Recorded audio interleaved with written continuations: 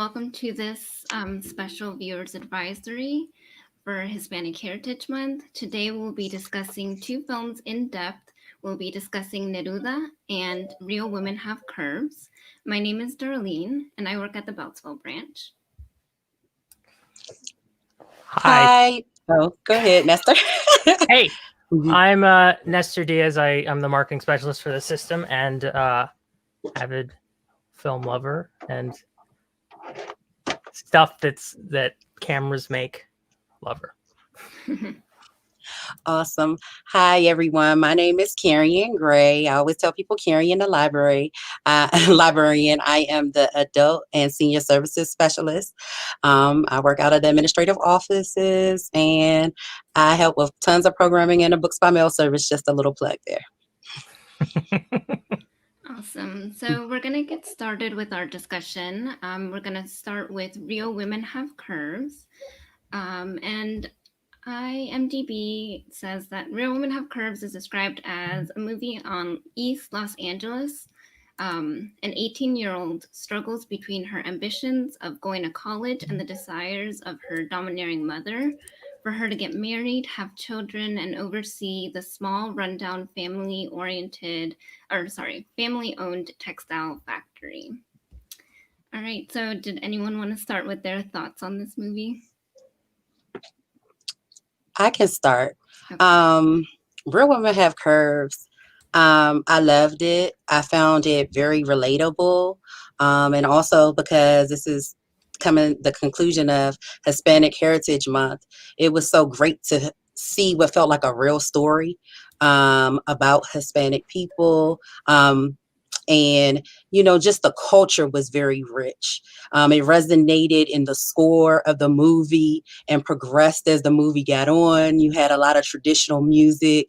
Then you got a little modern as it evolved. And I loved it. I just thought it was a beautiful story. I love to see melanated people on screen and people of color. So I really, truly liked it and found it relatable.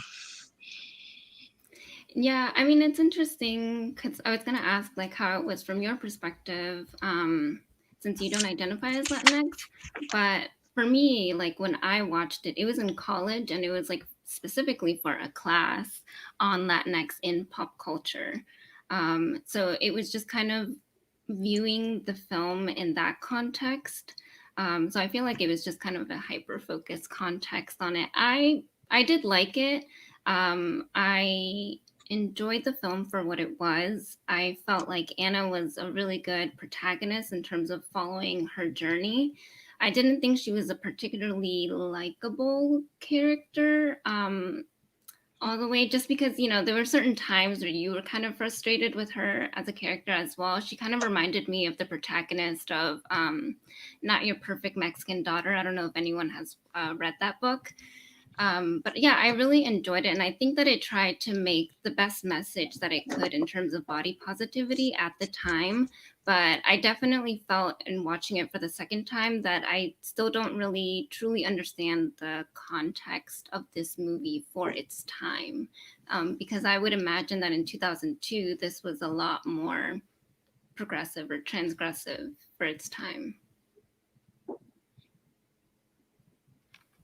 I'm gonna let Nestor talk, but I got a lot to say about that.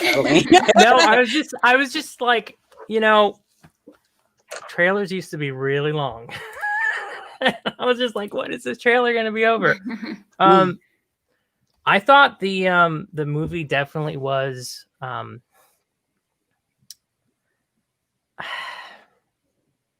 made for its time. It was very effective as someone who grew up around that time. It kind of really this may not have been the intended effect, but it's just like a gut punch, because you remember being that age and having those feelings about body image, kind of a whirlwind teenage relationship, dealing with your parents, dealing with your family, being an independent person, or kind of being part of this unit that has a history much longer than you. So sometimes you feel greater than you in some cases. So yeah, there's a lot to this movie, and I'm sure every person picks something that you latch onto. But yeah, it was good. Yeah, so I guess hearing you say that, I was when I was looking at the film, I was also I made my sisters watch it too, and we were discussing kind of how different it was than our own experiences in terms of the college plot. So in the movie, they find out, like her parents find out that she could go to a college in New York. Was it Columbia? Yes. Right? Yeah, Yep. it was Columbia. And normally people would be like super excited for that. But her parents were really like hesitant because they really didn't want her to leave, um, you know, their community. And they also didn't want her to be like out alone. And then she would be like on the other side of the country. And they were focusing more like on her working and like getting married. And I was like, me and my sisters were like texting back and forth, and we are like, that would never be our parents. Like, they definitely stressed college more than anything. So that was, yeah, that was a different narrative than I guess I was personally used to. Um, but I did enjoy, like Carrie had mentioned, a lot of the scenes kind of highlighted Mexican culture. And even though I'm not Mexican, I just happen to know a lot about Mexican culture. So I like that it did highlight the music, and I don't think it was in a way that was kind of like ostentatious or like in your face. I think it was just kind of trying to create the mood and just trying to show East LA for what it was. Yeah, it was weird because there wasn't a lot of music, but there were intense stabs of music Yes. throughout the Yeah. film that kind of, bookended certain, moments of her I life. feel like it grew. I felt like as we progressed, the music grew. Like you started out with this very traditional, even the older woman started out very older and traditional and moved. So I have to jump in here and kind of go back to some of the comments that were made. And I think we need to highlight for this time period when the movie came out. We are so used to and inundated with seeing European women as this focal point of beauty. The same image, fair skin, it might be tanned, and smaller figures. You do not see women past a certain shade with their full figures, rolls, embrace, cellulite, and stretch marks, all of that. So I feel like the movie is very groundbreaking and actually kind of on the cutting edge. We didn't even have the term body positivity back then. Nobody was saying, oh, I'm body positive. And let's relate this to Lizzo. Every time Lizzo, the singer, shows a little bit of skin, it's like, oh. So a lot of the times we still are shunned when bigger women show themselves as being sexy. Even how the mother reacted to her daughter. Oh, she talked about her big breasts. Oh, this and that. And it's this, she comes from a time of, we can't ignore the fact that there was a time of where women were, you have to get married. Everything led you to marriage. And they talk about that in the movie. They talk about how, aren't we worth more than what's in between our legs? And I think that is so key, and it's kind of, in some ways we can shun, but I feel like that movie was very progressive for that time period. I still, as a plus size woman myself, I still hear a lot of feedback. And I don't think it's very equitable. We're real people. I can walk the streets of the DMV area and run into a few model types. But, you see a lot of plus size women. So I want to say it was very groundbreaking at that time period. I can go on and on about that, but it was very groundbreaking. Yeah.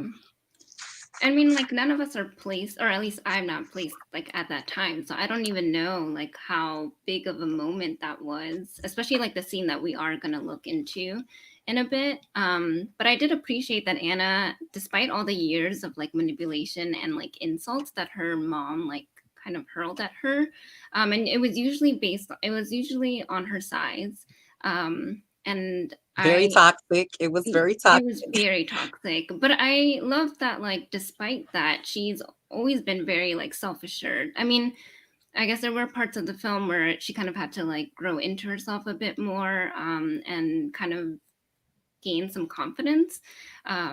But I still think that against her mom, like, she kind of just let that just kind of wash over her. It was just, she never like let it get to her. And I enjoyed seeing that kind of strength on screen. Um, Can I yeah, comment on that? yeah. Like, I agree. I think some of the major themes of this movie were tradition, women, culture, and family. And to be the first one to break the mold or to break the tradition is a lot. You get ostracized. The uncomfortableness of going against the norm is major. Just to provide everybody with a little background, if you haven't seen it, you know, the father's in landscaping, the sons pretty much help the father with his business. The women work in a factory owned by the sister, and they sew. You know, um, as much as the mother critiqued her, there was a sense of pride in what they were doing. I remember in the scene on her very first day in the factory, and she gives her the scissors. And she was like, these are your scissors now. And there's such a sense of pride. And here you have her like, I ain't trying to be up in this factory. I'm not trying to be sewing and high. This is not my dream. But that's what their family did. And I think the mother who is notorious. She's the one that killed Selena in the The movie. So actress, the actress that killed Yeah. the Selena, actress and portrayed yeah, Yolanda. and so you're like already looking at her with a little side eye, like. But I think that to be there took a lot of courage. Her ideals and everything. She had very few allies, true allies in the movie. Yeah, So because even her Yeah. sister kind of wanted her to follow in the footsteps and kind of just, um, I don't know, just be a bit more quiet, not try to like engage with her mother as much, and definitely help out, because Stella definitely needed that help. And yeah, so I agree. No one was really on her corner except her teacher, who was played by George Lopez. And yeah, yeah, there was a lot more strength in Anna, I guess, than we give her credit for, because a lot of that was navigating all those issues kind of on her own. And her Yeah. mom was like a big manipulator. Yeah. On that point, and bringing us back to the scene. So this scene is towards the end of the movie, probably Mhm. end half of the final third of the movie. So so basically, throughout the movie, her mom's domineering and uses her body image against her as a way to control her.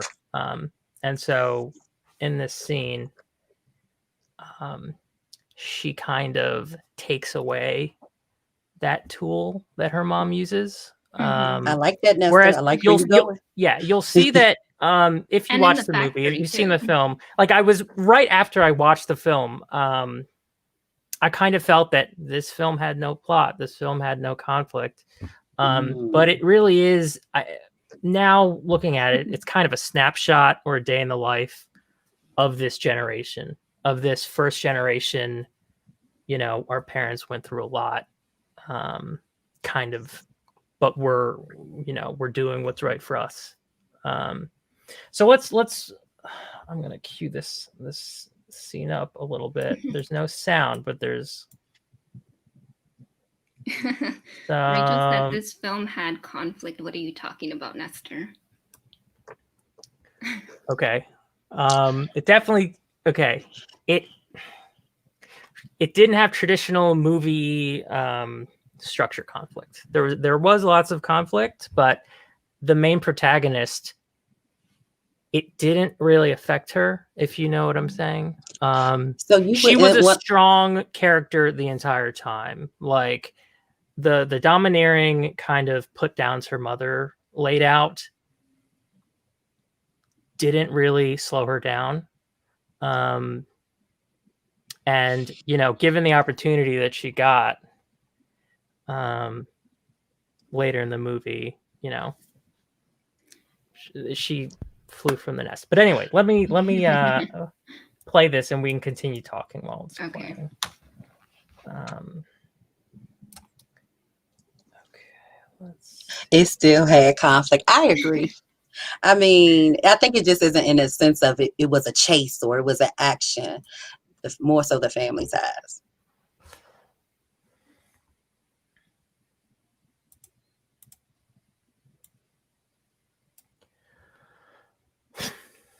I really appreciate America Ferrera's portrayal. I don't know. I feel like it was very grounded. She plays realistic characters really well. Yes. Yeah. Did she do anything before this? Gotta Kick It Up, Disney Channel original movie. And you got to say that this shows We a have to see real that one. this shows a real perspective. I think so many times we're thrown Jennifer Lopez and Sofia Vergara.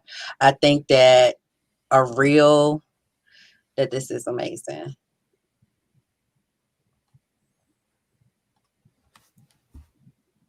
Yeah. I really like this scene, and I don't know, we haven't really got to that part, but it says, like, who cares what you look like when no one is watching? We're real women. I thought that was just like a groundbreaking quote. This is like when they say it's hot, it's tired, we're going to shed our clothes. And this is a big scene in the movie because it's like all of the women say, we all got stuff. They all look at their bodies. We're so used to seeing these perfectly airbrushed bodies that you see these real women. Well, you got this and you got that, even a smaller woman, but my hips. So I think this was truly groundbreaking at the time. I feel like this is one of the standout scenes in the film. Yeah.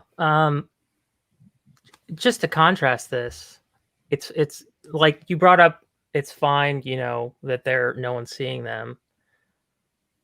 But the power she showed in the sex scene, Yes. Come on, Nesta. she had no hesitation. She said, Yes. "Turn the lights on. I want you to see me." And See that was me. like incredibly powerful. And I think really shows like there is, like I said, it's kind of like our protagonist didn't have a conflict because she was the one that got it. And it was like, it's kind of like, she was standing still the whole movie while the background and the other scenes were moving around her. I do feel like she still had a little bit of character development because she kind of had to get to that point to feel comfortable, because at first, like she was kind of afraid to, like, not afraid, but she was kind of embarrassed, I think, to kind of tell the guy that she liked what she was like actually doing or what her real plans were for the summer, just based like culturally and just, that she had to work with her mom at the factory. And then, so I think there was like slight conflict there where she kind of had to get over that, I guess. But then also, I think that there was a bit of judgment on her part in terms of what her mom and her sister did at the factory. And so I think just even going to the factory and just seeing how they worked and how they were treated as just bodies for like an industry, I think also helped her kind of strengthen the ideals that she already had. Yeah. So I agree, I guess, that she did have like strong views to begin with, but I do think that the movie helped strengthen her views. And in the end, I guess you see that like she realizes she doesn't really need her mother's approval. She's gonna like continue on regardless. And I think that's a lesson also that she had to learn. Yeah, I think it was very strong. Like I feel like it's amazing to come from her background, how she did to have such a strong, and you still see growth. Even if we flash forward to the ending scene with like her walking the streets of New York, coming up through the through the subway by, you I love know, that. by herself and kind of owning it. But I just want to say, like, I think she so much control and was so strong, Nesta. She bought them condoms. she bought the condoms. She was like, yeah, I want you to see me. Like she had this strength. And I think because it almost was like she had that self-acceptance of loving what she saw. And which is polar opposite of her mother. You know what I'm saying? And her mother had her struggles. I honestly think she needed some therapy. She had some hormonal imbalances. I think it was hilarious, but kind of sad at the same time that she really thought she was pregnant and she was really going through the change. Yes, that's the scene. That's the scene. But I really think it was hilarious. And then I want to talk about this because Darlene, yes, final strat. Yes. But opposites. In the very beginning, her journey, she was going to Beverly Hills High School, and her journey on the bus, like you see it transition into the lined palm trees lining the fabulous homes, everything else. And then when she has to work at the factory, the journey of getting in the pickup truck, her brothers in the back, in between, like her mom and dad on the way, in the heart, in the factory side to sweat it out. That's opposite. Like it's totally opposite. Like she had, and I think her having gone away to school, she's seen so much. Even kind of the character that she creates to her, I don't know if I don't want to call him her boyfriend, but like when she tries to like save face, oh yes, my sister's boutique, or I'm selling dresses. Like she paints this, like, can both realities be happen at the same time for her? You know what I'm saying? And she felt like she had to create that. And you see her even bringing the love interest in a little bit, seeing her real self, because I think she has to fake for her mother. She faked in school. And so I think even if we dive more, that scene had a lot to do. Yeah. You That know, final strat, yeah, I think it did kind of tie back to both the journeys you see in the beginning when she is going to the factory or just going to school, I think. But I think it also is a callback to a scene that she had with her mom, where her mom was telling her, like, walk like a lady. And then I think Anna like doesn't like isn't taking it seriously, and her mom is like trying to teach her or show her what it is to walk like a lady. So I do appreciate that final strat also for that callback, because it's kind of like she's doing it now but on her own terms, in her journey, like on her journey. I kind of have a question for y'all too. Okay. Like, are we getting critical? Kind of, sorta, because I Okay. want to know what y'all feel about the mother choosing not to see her off.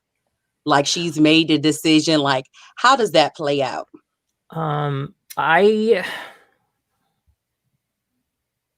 Okay. So sorry, I'm looking at a comment in the thread. I was going to say one thing or one long thing.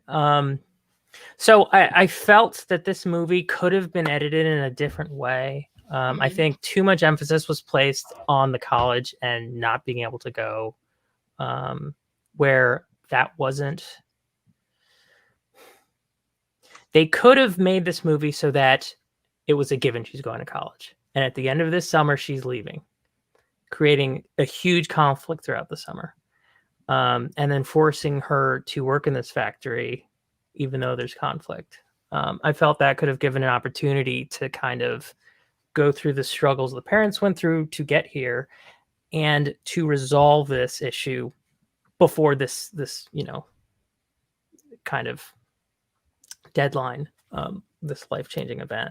I don't think the George Lopez character really mattered in the story, aside from having star appeal. Well, it was nice that Was you they had did an he give her the insert in a hookup? film that was actually a person of color. And yeah, He was the hookup. He was the reason why she really persisted. I think he was one of the stronger things really pushing her. yeah. Oh, I'm just saying, I wish they had focused on the parents, because the fact that they made it over is not a trivial fact, and You the think fact it that lacked? they framed it that Yeah. where they were is a place of embarrassment, which it's definitely not, because that was a major achievement. So I guess so you're saying like narratively that could have been made stronger, because Yeah, I think wish that she had that left point was still being there. extremely proud of her parents, understood the struggle, and she never learned her mother's, like we learned through the exposition with the father and the mother in the beginning. But I don't think Anna did. I think Anna just said it's okay to let go. I just wish they'd focused on the parents more. I think the whole college thing was. You think it needed to? I think you feel like It it was. needed more development and more building. Yeah, And I It think was you think it needed a stronger plot. Yeah. I don't agree with you. Okay. I think it's just more of a softer plot for you. Just because it's dealing with more of, I think it's more so the emotional battle, the traditional, and I don't think the parents were ashamed of what I think they were very I think proud. he means Anna. As an audience member who's watching this movie, like back then in late 90s, they frame it so that it's like, oh, that poor girl. Like, she just wants to go to college and her parents want to keep her down there. When, I mean, I don't think that should have been how they framed this story. Well, I think that goes into something, and I know we didn't really talk about it, but I think that goes into people's traditional gender roles. Like I think it goes into more of the submissive. You make the place nice at home. You don't have to go to school and educate yourself. Get married. Like I think they really tried to push that. Go ahead, get married. That was one of the major, to me, things that they tried to push on her. She had all of her rituals to try to get her to, get married. That was the big thing, not college, because I think they were so entrenched in such this way of life, and everything that she viewed was very radical. So I don't know. That's my 2 cents. I just think it's a softer plot for Nestor. Yeah, I can understand. I wish that point was made to Anna. No, but okay, to Anna maybe, but I think to the viewers definitely. Like, I think we get a sense that I do think that we get a sense that we're supposed to kind of feel some sympathy for the mother and the father, even though like the mother shouldn't really be a sympathetic character. Like, we still know all the troubles that she's gone. Like, you still see her, you still hear the conversation between her and the dad, just kind of talking about like everything that they went through. But I think that the film was also trying to present a different perspective, where it's kind of like, especially if you grew up in a Latino or Latinx household, or a household of immigrant parents, you know how much they worked for you, right, to get to like where you are. And so I think a lot of them will kind of, I don't want to generalize, but I feel like it's very often that they will kind of remind you of the struggles that they've gone through. And that's not to dismiss that or say that that's not valid. But I think it was kind of trying to present it from a different light. Like, you can't, at some point, the child's going to have to be their own person. And I feel like that's the, I guess, message in the end that it was trying to portray. Yeah, it was a coming of age. She was coming out. I think it was very much one of those type of, when you look at her coming to her own self. I definitely think that was the case. And someone made a comment saying that first generation college is huge. It is. to be someone in the first one, that is a big, but I think they didn't really know the value or held the value of it. So, and Yeah. I think she forced her parents and her family to grow. Because if you look at, we didn't talk about her sister, but her sister, I think had ambitions to have her own line, and it's one Yeah. point where they talk about they're making dresses that they can't afford to wear. Yeah. That's I the mean, there were a lot of those which the movie didn't deliver on. Like the last scene with the sister, the last line, she just said, "I have to go to the factory." Where ooh. they could have said, I'm working on my own dresses. I With one was line, they could have surprised. changed the entire ending for that sister. I was so surprised at her sister not going. And I Yeah. think it was, I can't stand to see you go off and live your dream. Like, I think it was baby hate. I think it was baby shade. You think so? But I do, because they you set can't, up a dream for her though, which is strange. in a sense, yes. But I think there's something about, gosh, you're so where I want to be. You know what I'm saying? That I can't see it. You know what I'm saying? I'm not ready yet. And I just think it was a little jealousy within herself. You know what I'm saying? Like, gosh, you did Yeah. it. It's the amazement. You did it. You Okay. know. I know we're Well, getting close to we're at time. the half point. So let's bring up these two last comments. Real quick. So we have Words and Rhymes, who disagrees with me, who definitely thinks, I think that the That's fact that right, words she's and first rhymes. gen going to college was huge, especially at the time, and even now that narrative wasn't hugely shared before. Yes, it definitely was huge. And then with Elizabeth Ajinwa, I felt like they framed it traditional versus new generation. Also, I thought it was interesting that they were willing to show a parent that had complex feelings about their daughter's success. Hmm. Good comments, everybody. Thanks, everybody, for tuning in. Great. Feel free to continue commenting on this movie. Oh wait, we have one more from Vung Dim. I like that a lot of ending is bittersweet with the mom not wanting to see her off, and the sister because it was more realistic because family relationships are complicated. This isn't a cute sitcom. Mm. Indeed, yeah. Yeah, okay, one point about that, I mentioned it before, but I sometimes feel like people of color films always feel like they kind of have to be the realistic point of view, and I feel like sometimes you miss out on some of the like really happy endings because they feel like they have to like portray this like realistic point of view because like of all the suffering that happens, and sometimes I'm just like, I just want you to present joy sometimes. Was it not a happy ending? Are we saying I it mean, was? not I'm that gonna it go was. back to the college thing. Like, how did that happen? Like, you don't just apply to college like 2 weeks out and then immediately get a full scholarship I from a guess, yeah, I dean. guess that wasn't Like, realistic, but I think like that's kind the of Movie fact, magic. sitcom. That's yeah, kind Movie of magic. sitcom.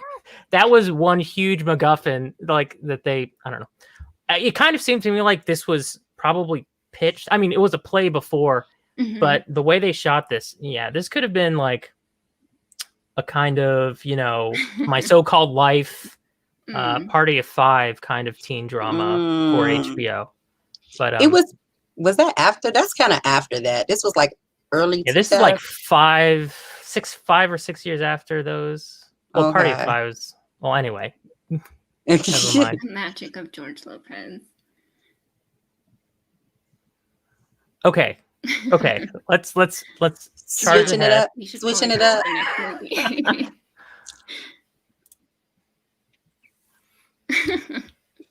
All There's a right, lot of all George Lopez right. love in the comments. I didn't expect that. Okay, Darlene, take it away while I queue up other All things. right. So, our next film is Neruda, and Canopy describes it as a movie that was directed by the award-winning filmmaker Pablo Larraín. He worked on Jackie, and this Golden Globe nominated film features international star Gael Garcia Bernal as a policeman chasing Pablo Neruda, perhaps the most important poet of the 20th century and a hugely influential political figure. Blending visual grandeur and literary wit, Neruda is a beguiling reinvention of the standard cinematic biography. Playfully confounding expectations at every turn, the film offers a startling rumination on the split between the person and the persona, the man and the artist.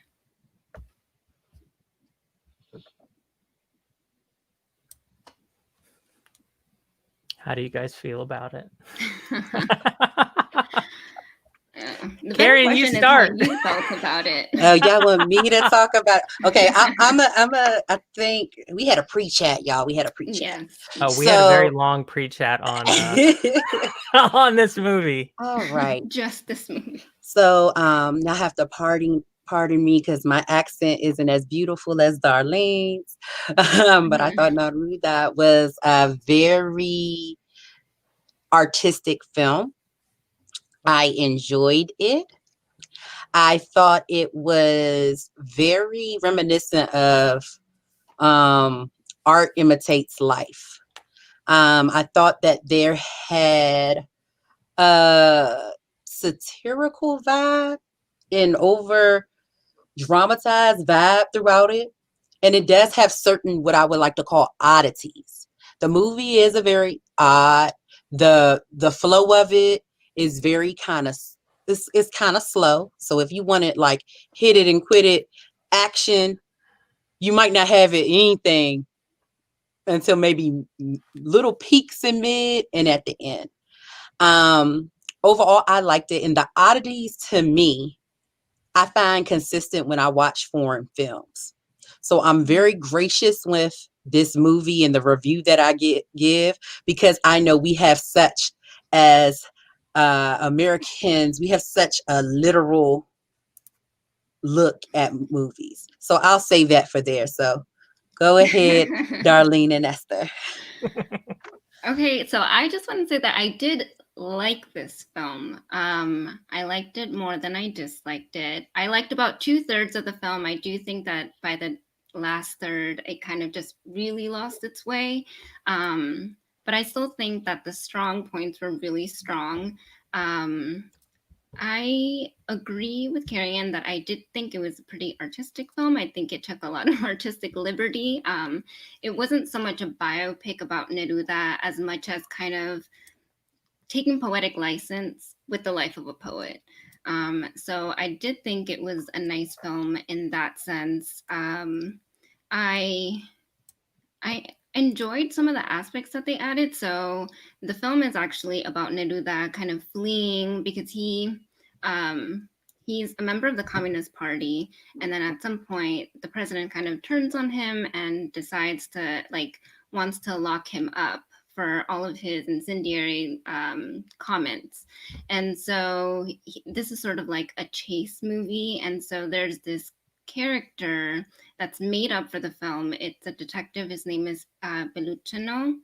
And that's who Gael Garcia Bernal is playing. And I liked that they kind of came up with that fictional character. I thought that it was a very poetic take on that journey of him kind of escaping to, I think it was to the Andes. So I would say I did like it more than I disliked it, but there were just certain elements about the film that just kind of didn't really make sense, or it kind of disjointed. It was disjointed, yes. So it was kind of it kind of gave you this promise and then didn't quite stick the landing. I think that's all right, y'all get ready. Yes. No, I'm being so I first impression after watching the movie, I didn't really like it. Just for a couple of reasons. The cinematography was too much. You didn't like the chromatic aberration? Yeah, too much of that. Too much of the anamorphic lenses, just flares everywhere. Weird backlighting and scenes that just got, everything was blown out. the story is kind of, I don't know. The story could be better. Don't They hold kind back, of Nessa. they kind of well, I'll let you guys speak on what you like. And like basically the two main leads, Neruda and Peluchino. Bellucciano, Oscar, the detective. It's interesting because they're two dual protagonists that you don't care about at all. And so Whoa. then you kind of sprinkle in those between those two narrative storylines these incredibly powerful supporting characters that have just like there are probably I'd say 3 or 4 extremely powerful scenes with them. Which could have been the goal of the filmmaker. I'm not sure. We can get into that later, but yeah, it kind of wasn't sure what it was going for. Because with the crazy cinematography, one might think that it's a surreal film, but it really wasn't. They just kind of give the illusion of that with the way they shot things. They'd have these kind of strong film noir elements, like Yes. green screens behind these cars, but it wasn't surreal. It was very much grounded in reality. I think they could have made a bigger argument towards the failings of communism or towards kind of idolizing an artist or an artist's own narcissism. They could have used a surreal approach to pick one of those ideas and go for it, but anyway. I don't know. I think it just kind of wanted to say that all of those things can exist. Like you can be very critical of communism and then also kind of uplift Neruda as like a poet and like a speaker for the people. I don't know. I think it just kind of wanted to show that all of that could coexist within like a specific time frame. And speaking to not caring about Neruda or the cop, really, the filmmaker did say that this was more of a like Nerudian film, so sort of like the Neruda cosmos. So it was more about like Neruda and the people than it really was about Neruda himself. So I think even he kind of makes that claim that it really, even though it's called Neruda, it's not really about Neruda. It's more about how people kind of interpreted him, how they found comfort in him or disliked him or whatever. So I think he's just kind of like a central figure in just that their ideals are kind of wrapped up in him as a character, but I think it's trying to explore like all the different ideals of that time. And I do think that it does a really good job of capturing that from the really interesting and strong supporting characters. I want to say, I think a lot of people are led astray. When they go into this movie, they think it's a biopic.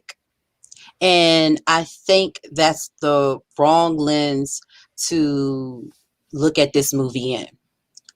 This movie, to me, going into it, I want to say like one of the first scenes, it's up there. It's not like the first scene, but you kind of think it's going to be dive into politics. Like you see him, and then I thought it was weird because they was discussing all the politics in the bathroom. And I know when we had our pre-chat, ain't nobody talk about that, but he was in the bathroom, y'all. And like you see these men, and they're like kind of campaigning, talking about I guess what's ever is on the floor, and you see the stalls kind of like the toilets in the background and they're handling all of this business. So you kind of think, well, okay. And see, this is why I say this has some little oddities in it. But you go in thinking it's going to have this political thing. And to me, I think it turns into the chase. It gets really artistic. It's very dark at times, even how it's shot. Light, they didn't use a lot of lights. It's shot kind of dark, but they go for this mysterious it's the cop and the detective trying to hunt him down. And so you go into this, but they do give you burst of what's going on. I think a lot of film, the way you hear they talk about how everyone's against the communists and everything else like that, I think you do get to see the people. You do get to see that that's one of the truths in there, like how people were suffering in the country. You get to see the despair. But even the character, Neruda, he's got two different things going on. You got the politician, wants to cause a revolt. Here he is in this political position. But then you got him in the house, low lights, dancing and giving these big performances that are truly amazing and artistic. You know what I'm saying? And I think that's the other vein of the movie. He's kind of heralded as a legend. He got away. He kind of escaped. I think people admired him. The poetry, and they kind of talk about his style and like how he gives these, everything has this rhythm with him. So the movie takes a turn. I feel like almost the politics and the historical stuff, although true to some extent in the movie, are either overly dramatized, but they're not the focal point, and I think that's the problem, is it doesn't follow through on either one, on the Yeah, political it's all over the place. or the artist, Yeah, or the 'cause artistic. yeah, because there's a lot of ways they could have gone. The detective couldn't. I mean, the detective, did he exist? Was he a creation of Neruda?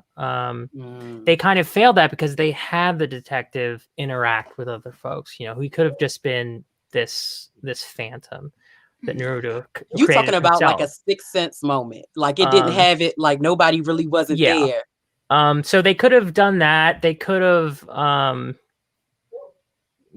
done a few different things. They just didn't sell me on any one point. Speaking about the detective, he was the narrator of this film. So they kind of frame it that he's very unlikable. I don't think you would find someone that liked this character. And then he does a kind of a 180 switch on his feelings about Neruda at the end, out of nowhere. I don't know. It's I think he wanted that Sixth Sense moment. I think no, I Nestor know. wanted, I didn't want this to be like, oh no, he wasn't talking, he was a figment, we all created this character. Like, I think you wanted that kind of, if it was going to go artistic, to hold you. I think you kind of wanted that. I think it was the choice for the writer. It yeah. definitely was a gamble, because I don't think you can necessarily blame the director. I think it's more so it was a choice in the writing to take that kind of, to me, art is life and creating the characters. I'm a writer and he is us, we are him. It was one of those type of things. Yeah. Well, yeah, I mean, I think that's kind of in the end where the mixed reviews kind of come in. I think that the writing could have been stronger. It could have made a much better point. Yeah, like Elizabeth said, you can kind of feel like the director or maybe even the screenwriter just kind of had conflicting feelings about Neruda, and you kind of see that. I mean, I still think that it was kind of trying to show that all of this can still exist, like coexist both within the same time amongst people in Chile, and then within Neruda himself. Like, he wasn't just this mythical figure that's just, he's either like just a positive figure or he's a negative figure. I feel like you're supposed to get like a mixed feeling from him anyway. But yeah, I did think that the writing could have been stronger. While I do enjoy the cop being in the film, and I enjoy that he was kind of made up by Neruda, in the end, I do agree that I personally didn't think that he needed to exist. And I think that that would have made it stronger, because it was kind of showing how Neruda himself was playing into like his own myth and the myth of him running away and like getting away. And so in the end, he like says his name. He like calls out the detective by name and says like, "Oh, this was my pursuant," and then the film does this like weird thing where he's just Inconsistency. coming Oh, the out of the coffin thing? coffin. Yeah, the coffin thing. That was so strange. I don't. So basically, like the character is like dying, but then because Neruda says his name, he somehow like lives. He like life comes Yeah. back into him, and then he kind of like lives on. And I'm just like, I don't know. I think it could have just been left at, mythicizing or like romanticizing his journey, like, or his escape, really. And just the way that he contributed to his own myth. So I didn't think that the character needed to be real in the end, and I think that it was unnecessary for them to add that in the end, and that's why that full last third is not my favorite part of the film, like, at all. I'm willing to agree with you. You've gotta, like, I think you've made some solid points, Darlene. Like, I think, that leaving that out there would have been better. You know what I'm saying? I think to tie up kind of y'all's opinion in, like, I think they try to attempt that sometimes with the cinematography of it to give you the mysticism and the drama and creating this background and colorizing it, where Nestor kind of agrees like they did too much all the time. And it almost, I guess, kind of shows a little struggle. You know what I'm saying? However, I will say this, that whether you like this movie, don't like it for the artistic risk, I shall say it took, it did make you want to dive into who he was. And we have some fabulous resources where you can check them out at www.pgcmls.info, and check out biography and context and a couple of other resources to kind of research him and research the movement. If you want to learn more about communism and everything kind of that historical time, please check it out. It did spark the researcher in me to do research. So I guess you can say that that's a win in a sense of, or even just giving us so much to talk about for this one program. Thank you. I think we were going to talk about a couple scenes of this, but it should be noted that you can watch Neruda with your library card through Canopy, which carries a lot of amazing movies. Amazing. So just with your library card number, you can watch this movie right now. So we can talk about these scenes and I can play them in the background. Or we can pick, do you want to pick one? I do. I want to pick one because I think it kind of, go ahead. And then we'll kind of pick at that one scene and then let folks choose if they want to see it themselves. And you're welcome to come back to this program and then comment if you liked it or not. Because I'm really curious now. Okay. Did you want to talk about a scene first or just whatever scene I want to talk about? Are we all talking about the same scene? We could talk about, I want to talk about singer or wife or woman. I don't want to do Lady. Table. I kind of want to do Lady Comrade. But I can say that to the end. I'll say that to the end. So y'all talk about y'all scene first. No, I mean, I think that's going to be the easiest scene to speak about with out of context, because I feel like the other two you kind of need to watch the movie, and it's built around really good scenes though.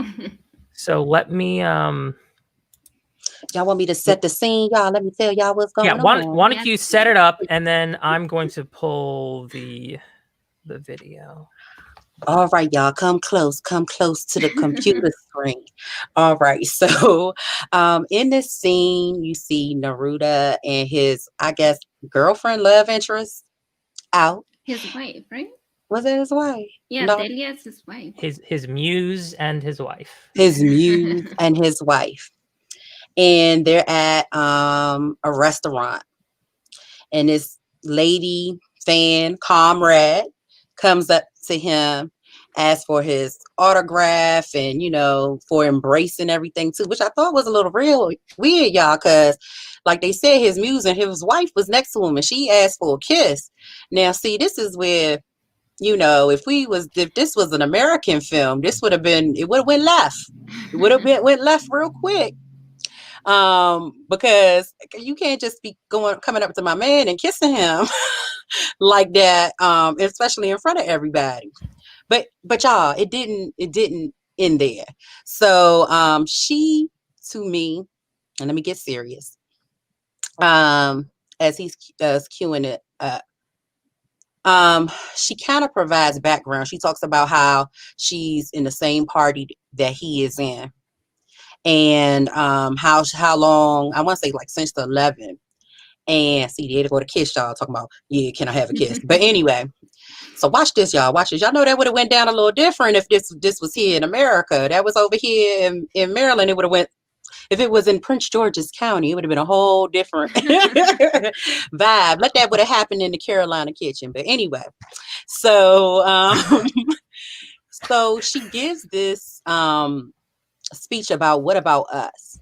Are you going to be fighting for all of us, equality? And in a sense, I don't think she really says women, but that's what she means.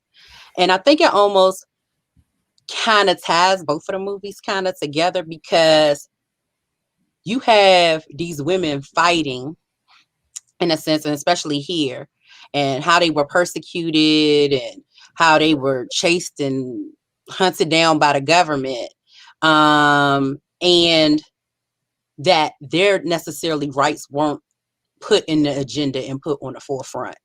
So I think this is probably one of the better scenes in the movie, because it added a little real, like, oh, okay.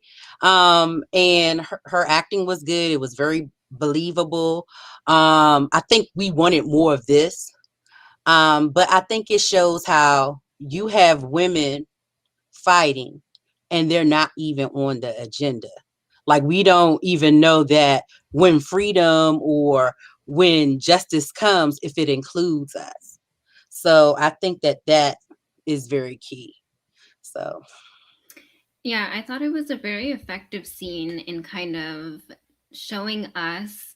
Um, I think it was a very effective scene in showing us kind of the mixed feelings that people have towards Neruda, and communism as a whole, and that even someone within the Communist Party also has these questions, because you have people at the forefront of the movement who are, rich and entitled, and they have a lot of privileges, so they don't really stand to gain or lose much, I guess. And so she rightfully asks, when the revolution comes, when this is all over, when everything has been settled, am I, am I going to be at your level, or are you coming down to my level? Like, how are we going to be equal? And I think that was a really strong, I think it was a really strong scene, but I think it was just a really strong quote, and kind of, I think, really speaks directly to the audience, like, so that you're kind of thinking about it as you're watching this movie, and whatever your thoughts about Neruda had been before that. And yeah, I mean, he was kind of very uncomfortable by that question, and he replies, what you expected him to reply, which is, of course, you guys would kind of be at my level, and so we would just kind of enjoy life. But yeah, I thought it was really pivotal scene in terms of kind of getting that sense of, I guess, people's like mixed reactions towards him as a person, and also just the conflicting views that people have on communism. Yeah, it definitely frames how Neruda doesn't really care, and he was, this was all about an adventure to him. She clearly explains the government doesn't want to catch you. He builds this adventure, this grand escape for himself. Yeah, so there's that, and then it kind of just shows you the hypocrisy of Neruda. and that, you know, yeah. Again, I'm the filmmaker wasn't clear on what they were trying to express with this film. So you're kind of like, but am I rooting for this one or this person or this person?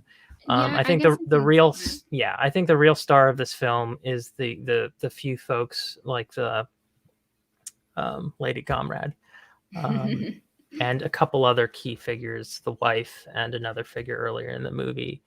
I Yeah. just wish they'd focused more on those. I really loved the wife. I thought she was a really strong character, and she kind of made her presence known in the the few scenes that you see her in, and that she Yeah, actually gets to speak. yeah, Yeah, I do agree that it kind of was very mixed, because then, you know, towards the end, you do get a better sense of what it is that Neruda really means to the people of the party, to the workers. And so you see them using his voice, you see them using his poems, you see that he is a voice for them, even if he doesn't physically understand their struggles and could never understand them, because he is a really wealthy man. And then at the end, you see all these people sitting in jail for him, and he gets to make that grand escape. So in the end, it's kind of like, yeah, you don't really know where you're gonna, like, what your opinion is on Neruda. Um, I think it was just kind of meant to be that uncomfortable, but I can see how narratively that would just feel like it's all over the place, and like the film just doesn't kind of guide you to that one view. Great. Yeah, all I'm kind of right, glad we so didn't see the other scenes though. That means I think everyone should watch the movie at least 50 minutes in. check it First out Because two for thirds, the free. first It two wasn't yeah, thirds. yeah. bad. It wasn't Because bad for free. when I watched the movie, I took note of the fact that we were 45 minutes in, and that's when you get a character that you actually care about and that really hits Mm, you emotionally. That was the So do singer. watch this. Do yes. yeah. Okay. So I think it's worth it for those scenes. That scene, they're kind of sprinkled throughout the movie. Yeah. And please let us know what you think. You can come back and comment on this below on YouTube or Facebook.